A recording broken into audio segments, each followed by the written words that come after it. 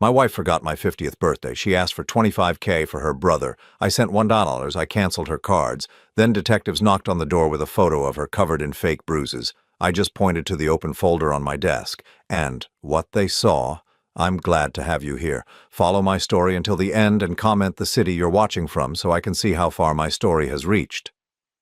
My name is George, and I turned 50 on a Tuesday in March. I remember the exact date because it was the day I finally stopped making excuses for my wife. I woke up that morning with the kind of quiet excitement you get when you're expecting something good to happen, not a surprise party or anything elaborate, just acknowledgement.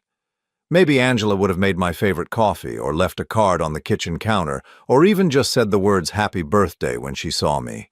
Simple things that couples do for each other after 22 years of marriage. Instead, I found her already dressed for work at 6:30 in the morning, rushing around the kitchen like she was late for something urgent. Her hair was pulled back in that severe bun she wore when she was stressed, and she had her phone pressed to her ear, speaking in hushed tones to someone I couldn't identify. "Good morning," I said, hoping she'd remember what day it was. She glanced at me briefly, covering the phone with her hand. "I have to leave early today. There's leftover pizza in the fridge if you want breakfast." Leftover pizza on my 50th birthday. I watched her grab her purse and head toward the garage, still talking on that phone. She paused at the door, and for a moment I thought she'd remembered. She turned back to me with this expression I'd been seeing more often lately, like she was looking at a stranger who'd wandered into her house by mistake. "Don't wait up tonight. I'll be working late." The garage door closed behind her with a mechanical whir that seemed to echo through the empty house. I stood there in my pajamas, holding a cold cup of coffee, wondering when exactly I'd become invisible in my own marriage. But this wasn't new, was it? That's what started bothering me as the day went on. Sitting in my home office, trying to focus on work emails, I kept thinking about the past few months. Angela's late nights had become routine, her phone calls in hushed voices, the way she'd started keeping her phone face down on surfaces, something she'd never done before. There was the time 3 weeks earlier when she'd claimed to be at her book club. But when I'd driven past the usual location to grab takeout from the restaurant next door, the parking lot was empty. The building was dark. I'd convinced myself that maybe they'd changed venues, that I'd misunderstood. Then there was her sudden interest in fitness. Angela had never been one for exercise, but suddenly she was hitting the gym 5 nights a week. She'd come home energized, almost glowing, but when I'd suggested, "We work out together," she'd dismissed the idea quickly. "I need this time for myself," she'd said. "You wouldn't understand." I'd tried to understand. I really had. I'd read articles about midlife changes, about women rediscovering themselves. I'd given her space, supported her new interests, never questioned the hours or the secrecy. I'd been the understanding husband, the one who didn't ask too many questions. The birthday she forgot wasn't just about a date on the calendar. It was about feeling like I was living with a stranger who happened to share my last name. By afternoon, I found myself doing something I'd never done before. I opened her laptop. Angela had left it on the kitchen counter, plugged in but closed. She'd been in such a rush that morning that she'd forgotten to take it with her. The screensaver was still logged in under her account. My hands shook slightly as I moved the mouse. I told myself I was just being paranoid, that I'd look for 5 minutes and then feel guilty about invading her privacy. But what I found in those first 5 minutes made my stomach drop. Her browser history told a story I wasn't prepared for. Searches for how to start over at 45, articles about divorce after 20 years, website visits to a local law firm that specialized in family law. The timestamps showed these searches happening late at night when she was supposedly reading or watching television beside me in bed. There were other things, too.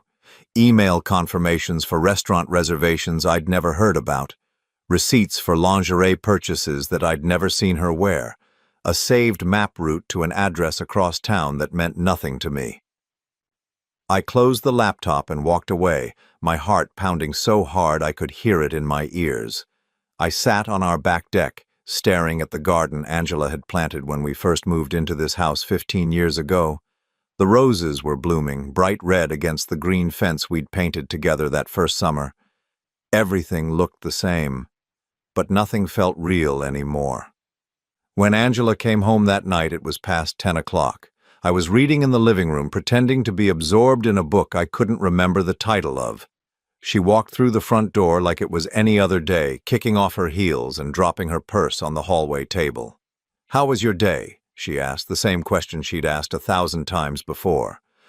I looked up at her, this woman I'd been married to for over 2 decades, and realized I was seeing her clearly for the first time in months. The way she avoided eye contact when she spoke to me, how her smile never quite reached her eyes anymore. The careful distance she maintained even when we were in the same room. "It was quiet," I said. "Very quiet." She nodded and headed toward the stairs. "I'm exhausted. I'm going to shower and go to bed."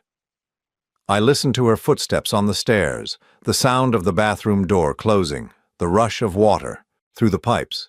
Normal sounds of a normal evening in a normal marriage, except nothing about this was normal anymore. That night, lying in bed beside her, I made a decision. I was done being the naive husband who believed every excuse, every late meeting, every sudden change in behavior. I was done making myself smaller to accommodate her growing distance. Angela might think she was clever, that her plans were invisible to me, but she'd underestimated something important. After 22 years of marriage, I knew her better than she thought, and if she was playing a game, I was going to learn the rules. I wasn't going to confront her, wasn't going to accuse or demand answers. I was going to watch, listen, and document everything, because something told me that my forgotten 50th birthday was just the beginning of a much bigger revelation. The woman sleeping beside me had no idea that her careless morning rush had left her laptop open, her secrets exposed, and her husband finally dangerously awake. 3 weeks after my birthday, Angela came to me with tears in her eyes and a story about her brother Marcus. I was working in my home office when she knocked on the door, something she rarely did anymore. Usually she'd just walk in or call my name from the hallway. The knock itself felt formal, like we were colleagues rather than spouses. "George, I need to talk to you about something important." She sat down in the chair across from my desk, the same chair where we used to discuss vacation plans and home renovations back when we actually talked to each other about real things. Her hands were folded in her lap, and she had that expression she wore when she was about to ask for something significant.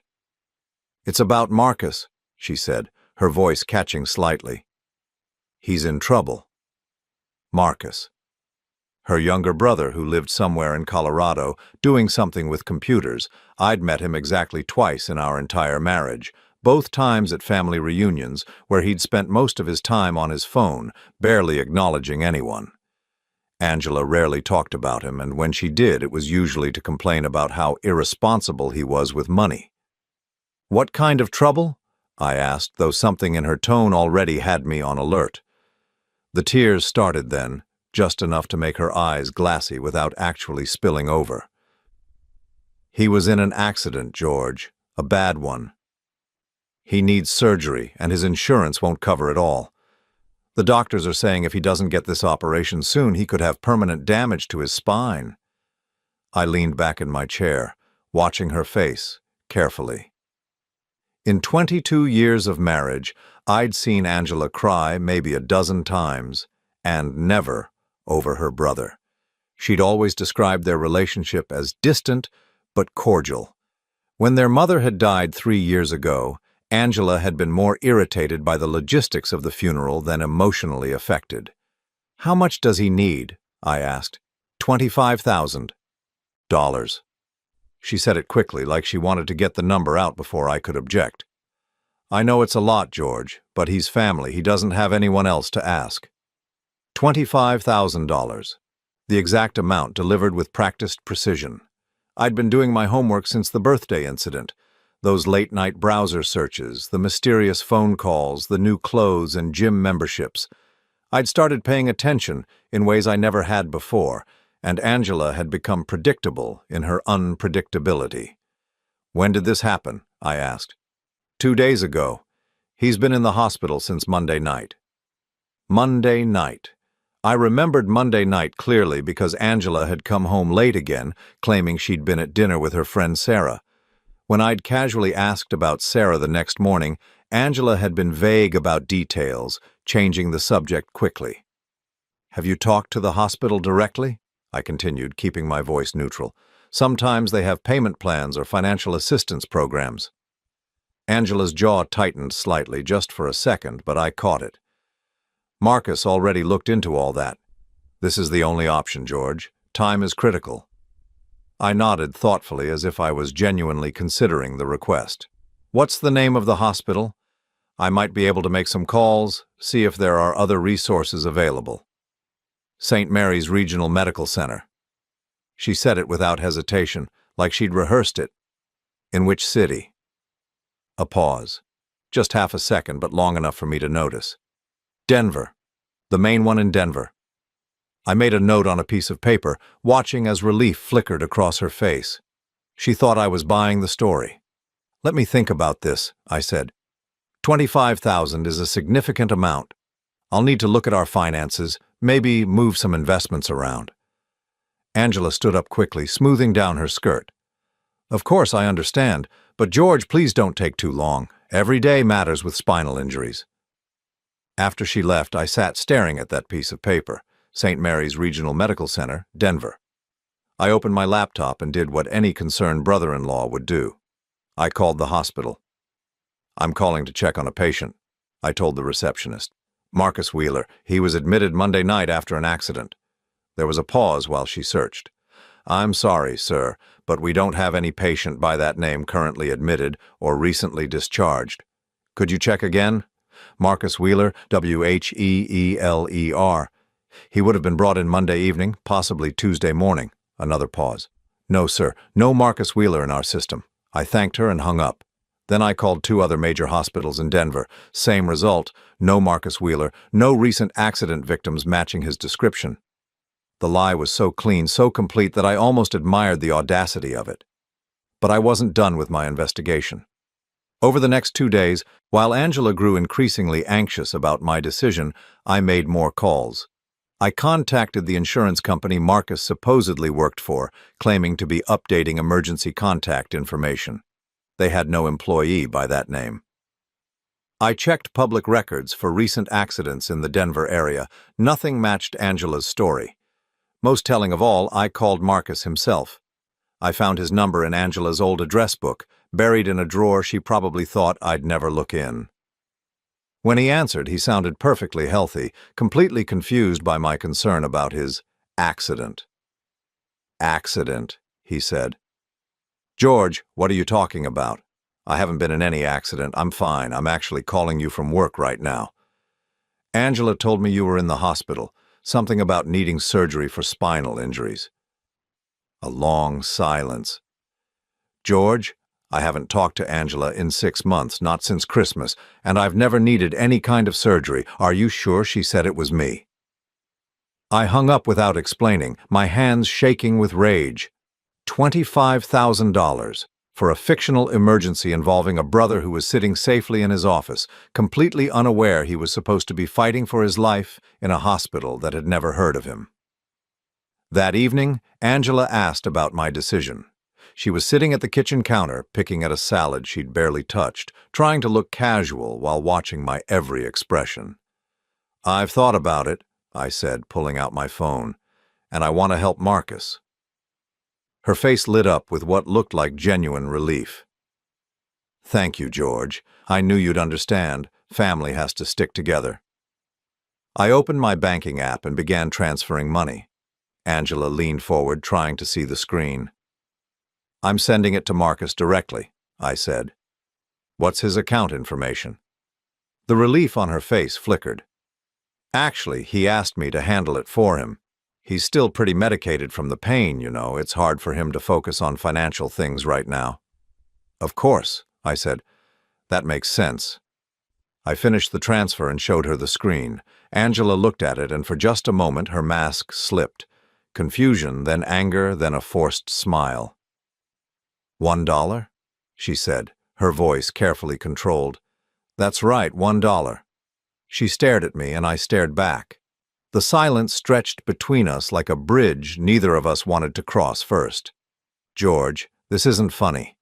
Marcus needs $25,000. "No," I said quietly.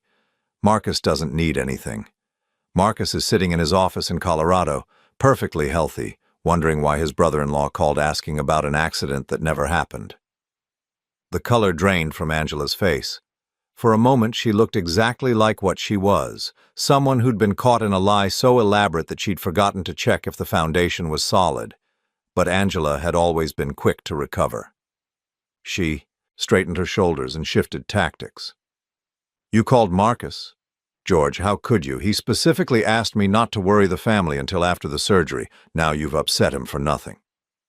It was a good try, but she was working without a script now, improvising, and I could see the cracks forming in real time. I stood up and walked to the kitchen drawer where we kept important documents. From the back, behind the warranty papers and instruction manuals, I pulled out a folder I'd been building for the past 3 weeks. "Angela," I said, setting the folder on the counter between us, "we need to talk." She looked at the folder like it was a snake that might strike. "What's that?" 22 years of marriage," I said, and I finally learned something important. When someone you love starts lying to you, they usually don't stop with just one lie. I opened the folder and pulled out the first document, a printout of her browser history from the morning she'd forgotten my birthday. Angela's face went completely white. The game had changed, and this time I was the one setting the rules. The detectives arrived at my door on Friday morning at 7:15, just as I was finishing my first cup of coffee. I watched them through the front window as they walked up the driveway, their badges catching the early sunlight. 2 of them, a woman with graying hair pulled back in a practical ponytail, and a younger man who looked like he'd rather be anywhere else. I'd been expecting them. Not because I'm psychic, but because I'd spent the last 2 days watching Angela's desperation spiral into something dangerous. After I'd shown her that folder on Wednesday night, after she'd seen the printouts of her browser history and the proof that Marcus was perfectly fine, she'd gone completely silent. Not the cold silence I'd grown used to over the past months, but something different, something calculating. Thursday morning, she'd left the house before dawn without saying a word. She'd returned around noon with a story about spending the night at her sister's place, thinking things over. But I'd called her sister Patricia Wednesday night just to test the waters. Patricia had been surprised to hear from me and mentioned that she hadn't seen Angela in weeks. Another lie stacked on top of all the others. Thursday evening, Angela had been different. Nervous, jumpy, checking her phone constantly. She'd barely eaten dinner, claiming she had a headache. When I'd suggested she take something for it, she'd snapped at me in a way that felt theatrical, like she was performing anger rather than feeling it. "I don't need you to take care of me, George. I can handle my own problems." She'd stormed upstairs, and I'd heard her moving around in our bedroom for hours, opening and closing drawers, the muffled sound of phone conversations through the closed door. Around midnight, everything had gone quiet. This morning, she'd been gone when I woke up. Her car was missing from the garage, and there was no note, no text message, nothing to indicate where she'd gone or when she'd be back. But I'd had a feeling I'd be hearing from her soon, just not directly. When the doorbell rang, I set down my coffee and walked calmly to the front door. The female detective held up her badge as I opened it. "Mr. George Hartwell, I'm Detective Martinez. This is Detective Chen. We'd like to speak with you about your wife, Angela Hartwell." I stepped back and gestured for them to come inside. "Of course. Please come in." They followed me into the living room, and I noticed how they both automatically scanned the space, taking in details. The neat furniture, the family photos on the mantel, the general tidiness of a house where 2 people lived separate lives under the same roof. Detective Martinez pulled out a small notebook, while Detective Chen remained standing, his hand resting casually near his belt. They were being careful, professional, but I could see the tension in their postures. "Mr. Hartwell, when was the last time you saw your wife?" "Yesterday evening around 6:30. She said she had a headache and went upstairs early." "And this morning?" "She was gone when I woke up. Her car's not in the garage. I paused, then asked the question I already knew the answer to. Is Angela all right? Has something happened? Detective Martinez exchanged a look with her partner. Mr. Hartwell, your wife came to the station early this morning with some very serious allegations. She claims that you've been physically abusing her. I felt my expression shift into what I hoped looked like genuine shock. I'm sorry. What? She provided photographic evidence of injuries, Detective Chen said, watching my face carefully. Bruising on her arms, her ribs, her back. She says the abuse has been escalating and she's afraid for her safety. I sat down heavily in my armchair, running a hand through my hair. I don't understand. Angela and I have had our problems lately, but I would never hurt her. Never. Detective Martinez leaned forward slightly. She mentioned that you've been controlling her finances recently, canceling credit cards, limiting her access to accounts. I canceled her cards on Wednesday, I said, after she tried to get $25,000 from me using a fake emergency story about her brother. Both detectives' eyebrows went up at that. Detective Chen pulled out his own notebook. Can you elaborate on that? I told them about Marcus, about the fake hospital story, about the phone calls I'd made to verify her claims. I could see them processing this information, adding it to whatever story Angela had given them. Mr. Hartwell, Detective Martinez said carefully, do you have any documentation of these phone calls you made? Any proof that your wife was lying about her brother's situation? I stood up slowly. Actually, yes, I do. I walked over to my home office, both detectives following at a respectful distance. On my desk was the folder I'd shown Angela 2 nights ago, now considerably thicker. I opened it and pointed to the contents. These are printouts of her browser history from 3 weeks ago, when she left her laptop open. Search histories for divorce attorneys, articles about asset division, questions about domestic violence laws. I turned the pages. These are records of the phone calls I made to Denver hospitals looking for Marcus. None of them had any record of him as a patient. Detective Chen was writing quickly now. And these other documents? Credit card statements showing purchases she's made over the past 2 months, restaurants I've never been to, charged during times when she claimed to be working late or at book club. I pulled out another section. Email confirmations for hotel reservations, receipts for clothing purchases that she's never worn at home. Detective Martinez was studying the papers carefully. Mr. Hartwell, this suggests your wife may have been having an affair. Yes, I said. I believe she has been. And I think the domestic violence allegations are part of a larger plan to make sure she gets everything she wants in a divorce. I reached into the back of the folder and pulled out the piece of evidence I'd been hoping I'd never have to use. A small digital recorder, the kind people use for meetings or lectures. Wednesday night, after I confronted her about the lies, Angela made several phone calls from our bedroom. The walls in this house are thin, and our bedroom is directly above my office. I held up the recorder. I recorded her side of 3 different conversations. Detective Martinez looked at the recorder like it was a loaded gun. Mr. Hartwell, depending on the laws in your state, recording someone without their consent might not be admissible. I understand that, but I think you should listen anyway. I pressed play. Angela's voice filled the room, clear and distinct through the small speaker. No, it has to look believable. Not too severe, but enough to show a pattern. A pause, then. I already planted the seeds about him being controlling with money. The Bruises will support that narrative. Another pause, then. Of course I can make them look real. I researched it. Make up some ice packs, maybe a small amount of actual pressure. Nothing that will cause permanent damage. Just enough to photograph well. The recording continued for another minute, Angela's voice calm and calculating as she discussed timing, what story to tell the police, how to make sure I wouldn't be able to defend myself effectively. When it ended, the room was completely silent. Detective Chen looked up from his notebook. Mr. Hartwell, do you have any idea who she was talking to? I pulled out one more document from the folder. Phone records.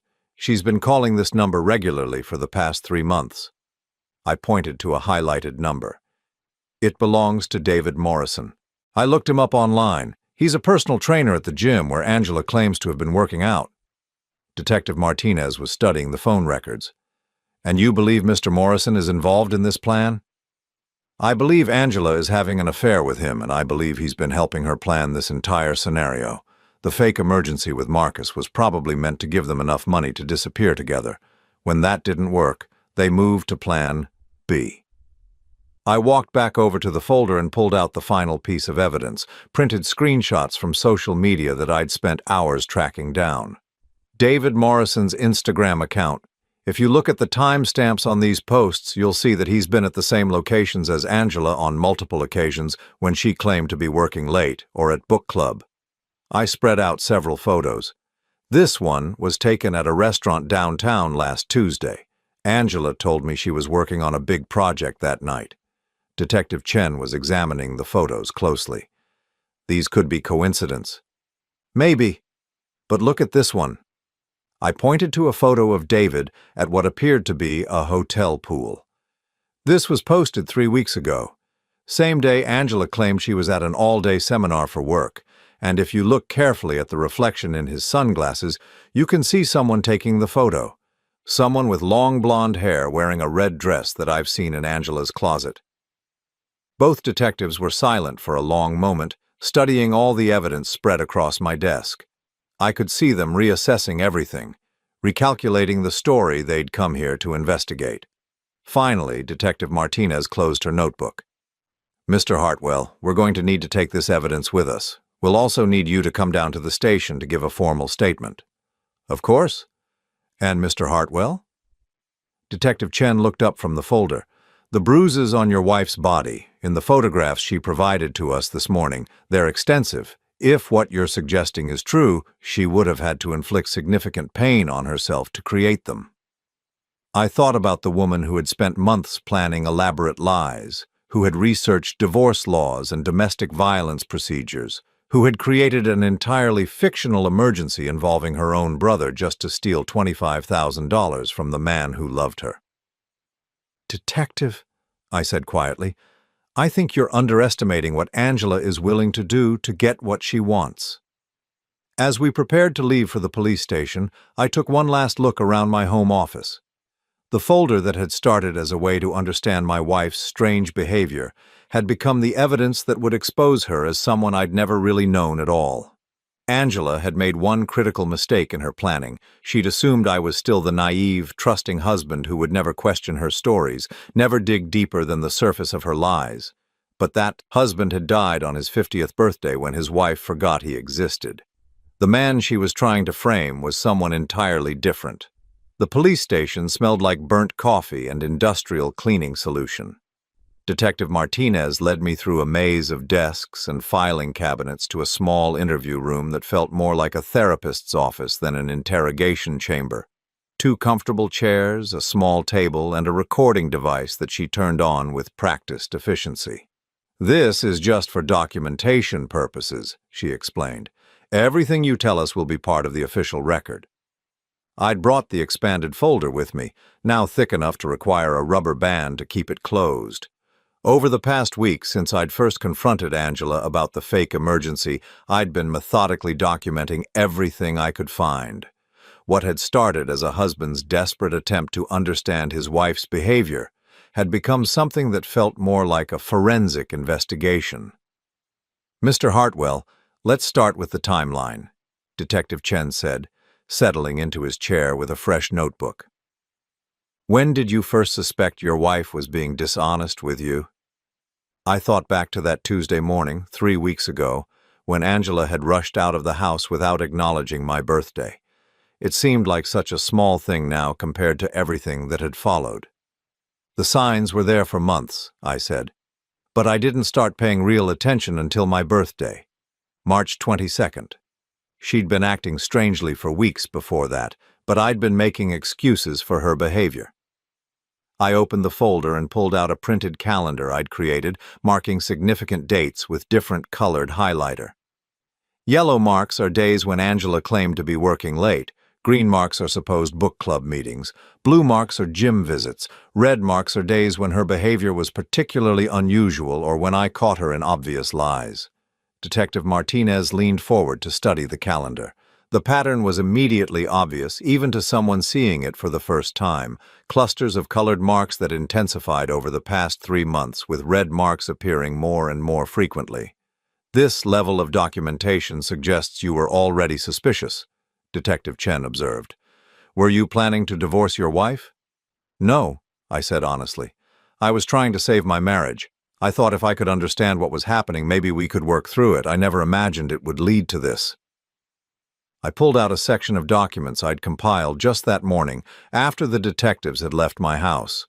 Phone records, credit card statements, and digital receipts that painted a picture of a woman living a completely separate life. These are Angela's phone records for the past 4 months. This number here, I pointed to David Morrison's highlighted contact, appears over 300 times. Text, messages, phone calls, sometimes lasting hours. Detective Martinez was taking notes rapidly. Did you ever confront your wife about this David Morrison? Not directly, but I did some research on him. I pulled out printouts from various social media accounts and professional websites. David Morrison, 28 years old, personal trainer at Elite Fitness Center, divorced last year. According to his Instagram posts, he's been living well above what a personal trainer's salary should support. I spread out several photos that showed David at expensive restaurants wearing designer clothes, driving a car that cost more than most people make in a year. This is from 2 months ago, I said, pointing to a particular photo. David posted this picture of himself at Morton's Steakhouse downtown. The meal he's eating costs approximately $150 per person. On the same day, Angela's credit card was charged $198 at Morton's. Detective Chen looked up from his notes. You're suggesting your wife was funding this man's lifestyle? I'm suggesting more than that. I pulled out the most damaging evidence I'd found. Angela's been systematically moving money from our joint accounts into a separate account I didn't know existed. Small amounts at first, but increasing over time. The bank statements I'd obtained that morning told a clear story. Over the past 6 months, Angela had transferred a total of $47,000 from our joint savings and checking accounts into an account listed under her maiden name. $47,000, Detective Martinez repeated. Did your wife have legitimate access to these accounts? Yes, we've always had joint accounts. I never questioned her spending before because I trusted her. I felt the bitter irony of those words. But look at the pattern of withdrawals. They correspond exactly with David Morrison's expensive purchases, his car payments, even his rent. I'd spent hours the night before cross-referencing Angela's withdrawals with David's social media posts and public records. The correlation was undeniable. Mr. Hartwell, Detective Chen said carefully, this suggests premeditation. If your wife has been planning this for months, the domestic violence allegations become much more serious. There's more. I pulled out a section of documents I'd hoped I wouldn't have to share. Angela's been researching more than just divorce law. The printouts showed browser histories that went far beyond simple asset division questions.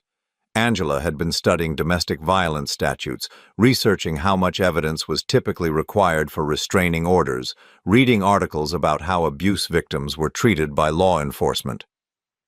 She researched everything, I continued. How to document injuries, what kind of medical records would be most convincing, even how to make bruises appear more severe in photographs. Detective Martinez looked genuinely disturbed. Mr. Hartwell, you're describing someone who planned to frame you for domestic violence as part of a divorce strategy. I think it was more than that. I pulled out the final piece of evidence, the one that had made me realize just how elaborate Angela's plan really was. I found this hidden in her laptop, buried in a folder labeled Book Club Notes. It was a document that Angela had titled Timeline, but which read more like a criminal's planning notes. The file was 8 pages long and detailed every aspect of what she was calling the transition. I read aloud from the document. Month 1. Establish pattern of George becoming controlling and suspicious. Document his questioning of my activities. Month 2. Create financial pressure that he will resist, establishing foundation for economic abuse claims. Detective Chen was writing furiously as I continued reading. Month 3. Begin documenting alleged abuse. Create photographic evidence. Establish timeline of escalation that will support need for immediate protection order. The document outlined everything Angela had done over the past months and everything she was planning to do. The fake emergency with Marcus, the deliberate lies about working late that she knew I would eventually discover, even the way she'd left her laptop open that first morning, knowing I would find her browser history. She wanted me to find out about the affair, I realized aloud. Not because she wanted to be honest, but because she needed me to react. She needed evidence of me becoming suspicious and controlling. Detective Martinez looked up from the document. And the domestic violence allegations? I turned to the final page of Angela's timeline. Phase 4. Implement physical evidence protocol. Document injuries consistent with ongoing abuse pattern, contact law enforcement, and initiate protective proceedings. The clinical language was chilling. Angela had written about bruising her own body, the same way someone might write about a grocery shopping list. There are detailed notes about how to create convincing injuries, I continued, what household items to use, how to photograph them for maximum impact, even research about healing times, and how to make fresh bruises appear older. Detective Chen set down his pen and leaned back in his chair. Mr. Hartwell, if this document is authentic, your wife has essentially confessed to conspiracy to commit fraud, filing false police reports, and potentially perjury. There's one more thing, I said. I pulled out the audio recordings I'd made, but also a second device I'd found hidden in our bedroom. Angela has been recording our conversations for weeks. I found this device taped under our kitchen table.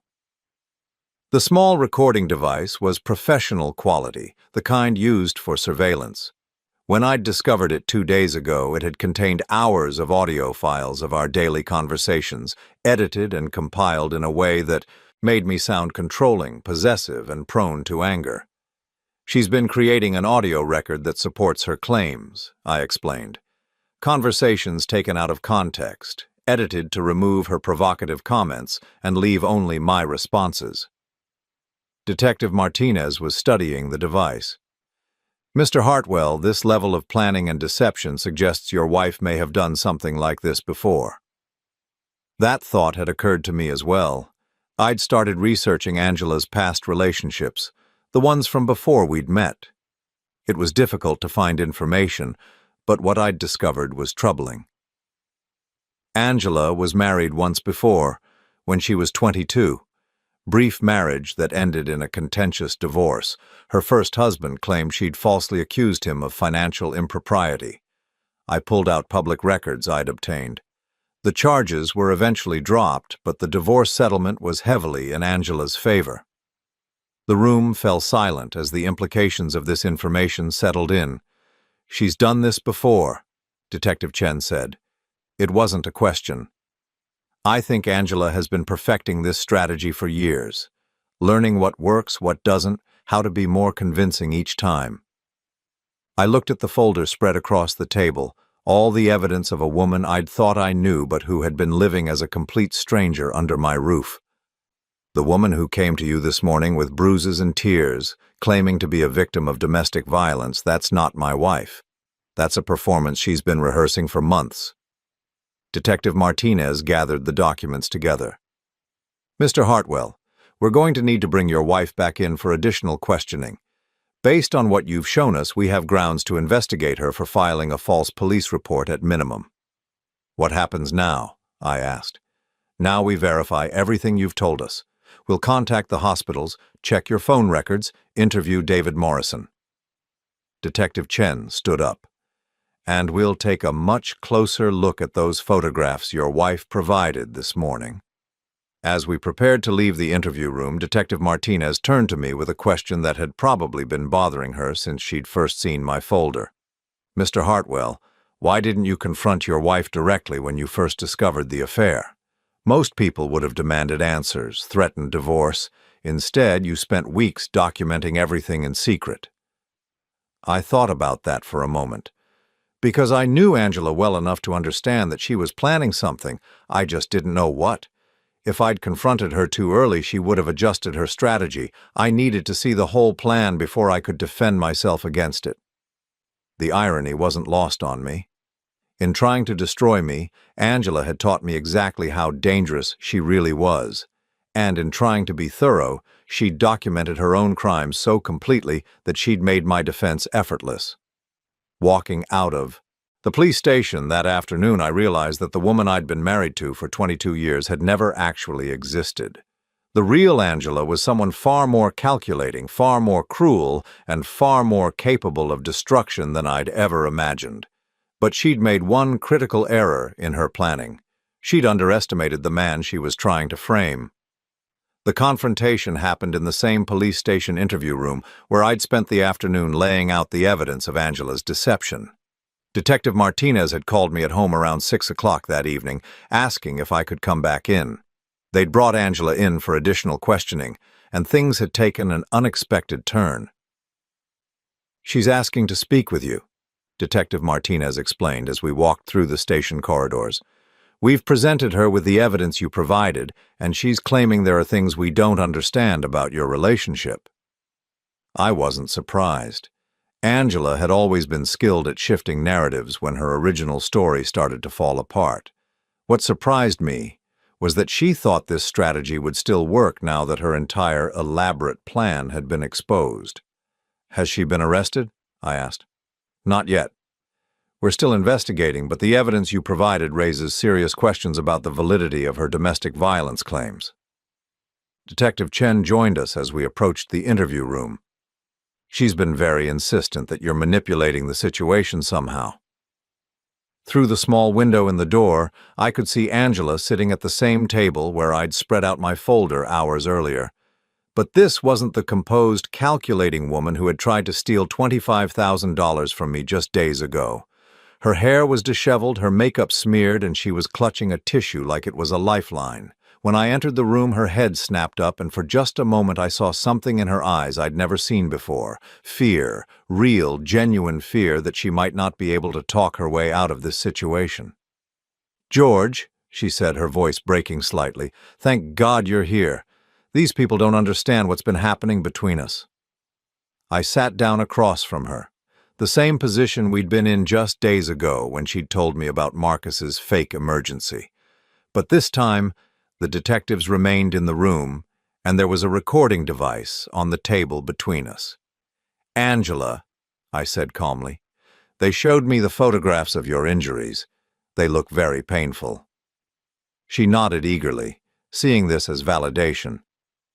"They are painful, George. You don't know how hard this has been for me. Living in fear, not knowing when you might lose control again." Detective Martinez leaned forward. "Mrs. Hartwell, your husband has provided us with evidence that suggests these injuries may have been self-inflicted." Angela's face went pale, but she recovered quickly. "That's ridiculous.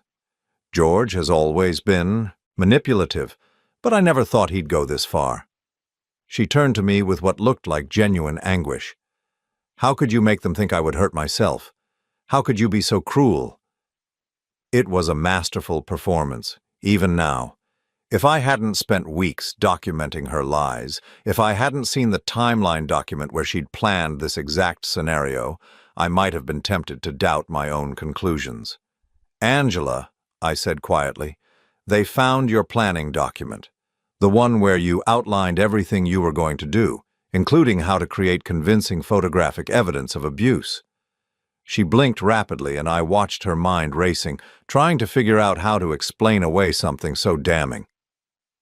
"I don't know what you're talking about," she said finally. "George, you're scaring me. This isn't like you." Detective Chen opened a folder and pulled out a printed copy of the timeline document I'd found on Angela's laptop. "Mrs. Hartwell, this document was found on your computer. It's titled Timeline and details a multi-month plan to frame your husband for domestic violence." Angela stared at the papers like they were written in a foreign language. "I've never seen this before in my life." "The document was created on your laptop. using your user account over a period of several weeks, Detective Martinez explained. The metadata shows it was last modified 2 days ago. George must have put it there, Angela said desperately. He's been using my computer, going through my things. He's trying to frame me because he knows I found out about his controlling behavior.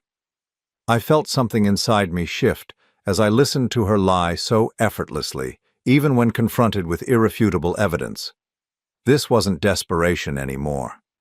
This was pathological. Angela, I said, they also found the recording device you hid in our kitchen, the one you used to create edited conversations that made me sound abusive. She shook her head violently. No, that's not true. George, why are you doing this to me? Detective Martinez pulled out another piece of evidence. Mrs. Hartwell, we've also verified that your story about your brother Marcus was fabricated. We contacted him directly. He's never been in any accident, never needed surgery, and hasn't spoken to you in 6 months. Angela's breathing was becoming shallow, her hands trembling as she gripped the tissue. You don't understand. Marcus asked me not to involve anyone else. He's very private about medical issues. We spoke to the hospitals, Detective Chen continued relentlessly. St. Mary's Regional Medical Center in Denver has no record of treating any patient named Marcus Wheeler. Neither do any other major medical facilities in the Denver area. Maybe he went somewhere else, Angela said weakly.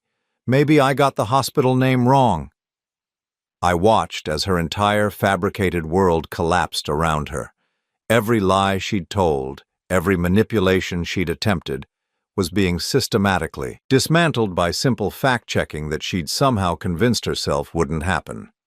Angela, Detective Martinez said gently, we also need to ask you about David Morrison.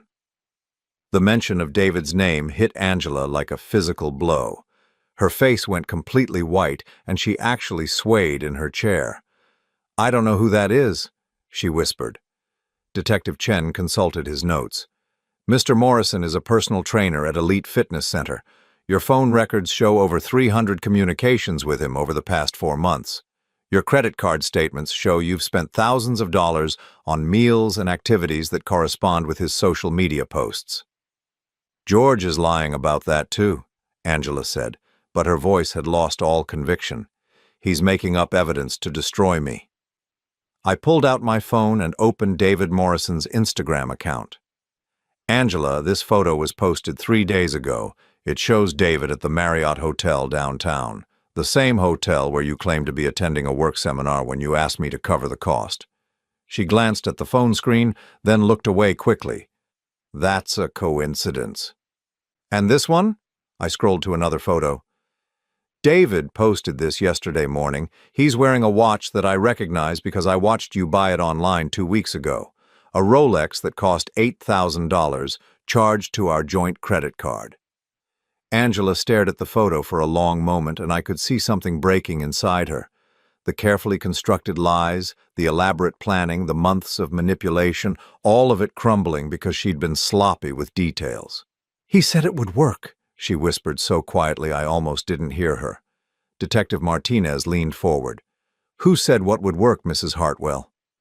Angela looked up, and for the first time since I'd known her, her mask came completely off. The tears were gone, the trembling had stopped, and what remained was someone I'd never seen before. Cold, calculating, and utterly without remorse. David said nobody would check the details. He said men like George are too trusting, too stupid to investigate their wives' stories. She laughed, a bitter sound that made my skin crawl. He said we could take you for everything and you'd never figure it out until it was too late. The room went silent. Angela seemed to realize what she'd just said, how completely she'd destroyed her own defense, but instead of trying to backtrack, she doubled down. Do you know what it's like being married to someone like you, George? Someone so boring, so predictable, so absolutely ordinary that you feel like you're suffocating every day? Her voice was rising now, all pretense abandoned. 22 years of listening to you talk about work, about your little hobbies, about your pathetic dreams for retirement. 22 years of pretending to be happy with a man who never once surprised me, never once made me feel alive. I felt like I was seeing Angela clearly for the first time in our entire marriage. Not the woman who'd gotten angry about forgotten birthdays or late nights, but someone who had been contemptuous of me from the very beginning. David made me remember what it felt like to be desired, she continued. What it felt like to be with a man who actually wanted me, not just someone who thought marriage was a comfortable arrangement. Detective Chen was writing everything down, but Angela didn't seem to care anymore. The plan was perfect, she said almost admiringly. I would get the money I needed to start over, you would be destroyed financially and legally, and David and I could disappear together. It should have worked. What went wrong? Detective Martinez asked, though I suspected she already knew. Angela looked at me with something approaching respect for the first time in years. George turned out to be smarter than we thought. David said men like him never fight back, never question their wives' stories. We didn't account for him actually investigating. She leaned back in her chair, looking almost relieved to have finally told the truth. The bruises were my idea, she said matter-of-factly. David thought they were too extreme, but I knew they had to be convincing. I researched the best methods, practiced the placement. It hurt, but it was worth it for the photographs. Detective Martinez was staring at Angela like she was looking at something inhuman. Mrs. Hartwell, you're confessing to filing false police reports, conspiracy to commit fraud, and potentially extortion. Angela shrugged. What's the point in lying now? George has documented everything anyway. I underestimated him, and now I'm going to pay for it. She turned to me one last time, and her voice was almost conversational. You know what the really funny part is, George? If you'd just given me the $25,000 and not asked questions, none of this would have happened. David and I would have been long gone, and you never would have known why. I looked at this woman I'd been married to for over 2 decades, this stranger who had been planning my destruction while sleeping in my bed every night, and felt something I'd never felt before. Not anger, not betrayal, but a profound sense of relief. Angela, I said quietly, I'm glad I finally got to meet you. Detective Chen stood up. Mrs. Hartwell, you're under arrest for filing false police reports and conspiracy to commit fraud. As they led her away in handcuffs, Angela looked back at me one last time. George, she called out, you're going to regret this. You're going to spend the rest of your life alone, and you'll realize that being boring was the worst thing you could be. I watched the door close behind her and felt nothing but an overwhelming sense of freedom. For the first time in months, I knew exactly who I was dealing with. 6 months after Angela's arrest, I was sitting on my back deck at sunset, drinking coffee from the mug she used to complain was too ugly for company. The garden she'd planted 15 years ago was overgrown now, wild roses climbing the fence in tangled profusion, but somehow it looked more beautiful than it ever had when she'd maintained it with ruthless precision. The house was quiet in a way it hadn't been for years. Not the suffocating silence of 2 people avoiding each other, but the peaceful quiet of a man who no longer had to wonder what lies were being crafted in the room next door. The legal proceedings had been swift once Angela's confession was recorded. She'd pled guilty to filing false police reports, conspiracy to commit fraud, and attempted extortion. The judge had sentenced her to 18 months in prison and ordered her to pay restitution for the $47,000 she'd stolen from our accounts. David Morrison had been charged as a co-conspirator and received a similar sentence. I'd testified at the sentencing hearing, not out of vindictiveness, but because the prosecutor had asked me to explain the emotional and financial impact of Angela's crimes. Standing in that courtroom, looking at the woman who had shared my bed while planning my destruction, I'd felt something unexpected. Pity. Your Honor, I'd said, I want you to understand that this wasn't a crime of passion or desperation. This was a systematic, calculated attempt to destroy another person's life for financial gain. Mrs. Hartwell spent months researching, planning, and executing a scheme that could have resulted in my imprisonment, bankruptcy, and complete social destruction. Angela had sat at the defendant's table, staring straight ahead, showing no emotion as I described the timeline document, the fake emergency, the self-inflicted injuries. When the judge had asked if she wanted to make a statement before sentencing, she'd simply said, "I have nothing to add." Even then, even facing the consequences of her actions, she couldn't bring herself to apologize or show genuine remorse. It was as if the entire proceeding was just another inconvenience, another obstacle that someone else had placed in her path. The divorce had been finalized 2 months after her sentencing. With Angela's criminal conviction and the evidence of her systematic deception, the proceedings were straightforward. I'd kept the house, the retirement accounts, and most of our shared assets. Angela's attorney had argued that she deserved spousal support, but given her conviction for attempting to defraud me, the judge had been unsympathetic. "Mr. Hartwell," the judge had said during the final hearing, "I want to commend you for the thorough documentation that helped expose this scheme. Your methodical approach likely prevented a serious miscarriage of justice." I'd nodded, but what I'd thought was, if I hadn't been so trusting for so long, I might have seen who Angela really was years earlier. The strangest part of the whole experience had been discovering how many people had suspected something was wrong but hadn't known how to tell me. My neighbor, Mrs. Chen, had mentioned seeing unfamiliar cars in my driveway when I was supposedly at work. My brother had asked if everything was okay at home because Angela had seemed different at family gatherings over the past year.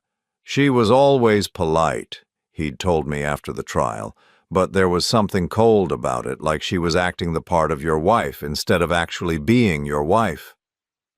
Looking back, I realized that Angela's performance had been slipping for months before I'd finally started paying attention. The signs had been there for anyone who cared to look, but I'd been so invested in believing our marriage was solid that I'd ignored evidence that was right in front of me.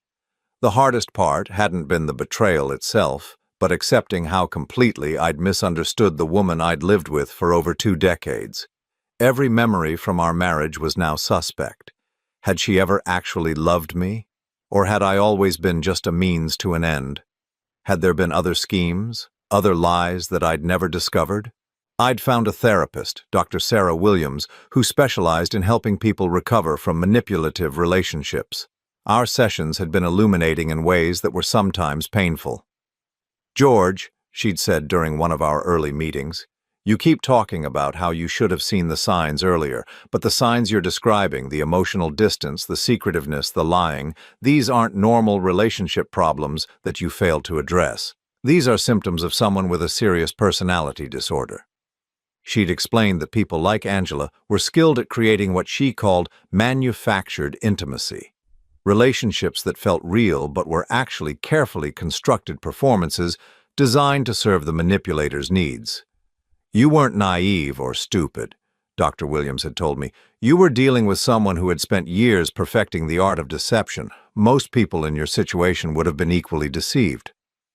Those sessions had helped me understand that Angela's behavior wasn't a reflection of my worth as a husband or as a person. It was a reflection of her inability to form genuine emotional connections with anyone. The revelation that had affected me most deeply came when Detective Martinez had called me 3 months after Angela's sentencing. They'd been investigating David Morrison's background and had discovered that Angela wasn't his first victim. "Mr. Hartwell, we found evidence that Morrison has been involved in at least 2 similar schemes over the past 5 years. He targets married women who have access to significant assets, then helps them orchestrate elaborate fraud schemes against their husbands." The detective had explained that David was part of a loose network of people who specialized in what they called intimate fraud, using romantic relationships to facilitate financial crimes. "Your wife may have thought she was David's partner," Detective Martinez had continued, "but the evidence suggests she was just another mark. He would have taken the money and disappeared, leaving her to face the legal consequences alone." I'd asked if Angela knew this, and the detective had said probably not. Even in her scheme to betray me, Angela had been betrayed herself. There was something almost poetic about that revelation. Angela had destroyed our marriage and attempted to destroy my life in pursuit of a relationship that was itself a lie. She'd sacrificed everything real for something that was never going to give her what she wanted. Now, sitting in my garden as the sun set behind the overgrown roses, I found myself thinking about the man I'd been 6 months ago. The husband who made excuses for his wife's behavior, who trusted without question, who assumed that love meant never investigating, never doubting, never protecting yourself from the person who shared your bed. That man was gone, and I didn't miss him. I'd learned to enjoy my own company in ways I hadn't since I was a young man. I'd started reading again, not just the business journals and news sites that had filled my time when I was married, but novels and philosophy books that made me think about larger questions. I'd taken up photography, something I'd always wanted to try but had never made time for. Most importantly, I'd learned to trust my instincts. When something felt wrong, when someone's story didn't add up, when my gut told me that I wasn't getting the whole truth, I listened to those warnings instead of dismissing them as paranoia or jealousy. I wasn't bitter about the experience, which surprised people who knew the details of what Angela had done. But bitterness would have meant carrying her toxicity forward into my new life, and I'd already wasted enough years doing that without knowing it. The phone rang as I was finishing my coffee, and I glanced at the caller ID. It was my brother Mark, who'd been checking on me regularly since the trial. "How are you doing, George?" "I'm good," I said, and meant it. Really good. "Any regrets about not taking her back? She's going to be out of prison in about a year." I laughed, not with bitterness, but with genuine amusement at the question. "Mark, taking Angela back would be like inviting a burglar to house sit while I went on vacation. Some people can be forgiven and rehabilitated, others are just dangerous." "Fair enough. What are you doing tonight?" I looked around my peaceful backyard, at the book waiting for me on the side table, at the camera I'd left on the deck railing after taking photos of the sunset. "Nothing special," I said, "and it's perfect." After I hung up, I sat for a while longer as the stars came out. I thought about Angela, probably lying in a prison bunk somewhere, still convinced that she was the victim of circumstances rather than the architect of her own destruction. I hoped that someday she'd find whatever help she needed to become a person capable of genuine relationships, but I knew that wasn't my responsibility anymore. I'd learned that sometimes the greatest gift you can give yourself is the recognition that some people can't be saved, can't be changed, and can't be trusted, no matter how much you might love them or want to believe otherwise. The man who had been married to Angela Hartwell was gone, destroyed by betrayal and deception. But the man who remained, the man sitting peacefully in his own garden on a quiet evening in spring, was someone I was proud to be. For the first time in years, I knew exactly who I was and exactly what I was worth, and I was enough, all by myself,